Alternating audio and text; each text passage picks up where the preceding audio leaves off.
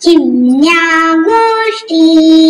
नमस्कार मुलांनो, स्वागत आहे तुमचे चिमण्या गोष्टीमध्ये. आज आपण ऐकणार आहोत एका महान क्रांतिकारकाबद्दल.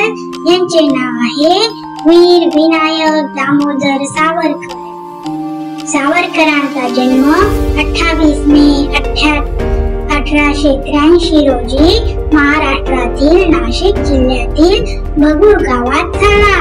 त्यांचे बालपण अत्यंत धाडसी होते. लहानपणापासूनच त्यांना स्वातंत्र्याचा मोठा अभिमान होता. त्यांनी स्वातंत्र्य या संकल्पनेवर विश्वास ठेवून इंग्रजांविरुद्ध संघर्ष करण्याचे ठरवले.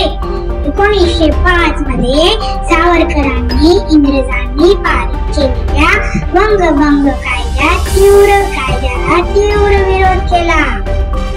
ते हिंदू महासभाचे नेते होते आणि त्यांनी हिंदुत्व या शब्दाची व्याख्या केली.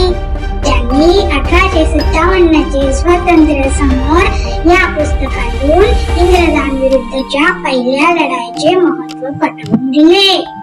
इंग्रजांनी त्यांना अटक केली आणि अंदमानच्या काळ्या पाण्याच्या तुरुंगात पाठवलं, जिथे त्यांनी अनेक वर्षे कैद भोगली. पण देशासाठी झुंज देणे त्यांनी थांबवले नाही. सावरकर हे उत्कृष्ट लेखक, कवी आणि विचारवंत होते. त्यांचे धैर्य, त्याग आणि देशप्रेम आपल्याला सदैव प्रेरणा देत राहील.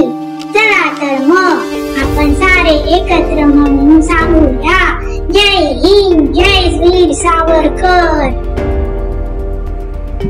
धन्यवाद.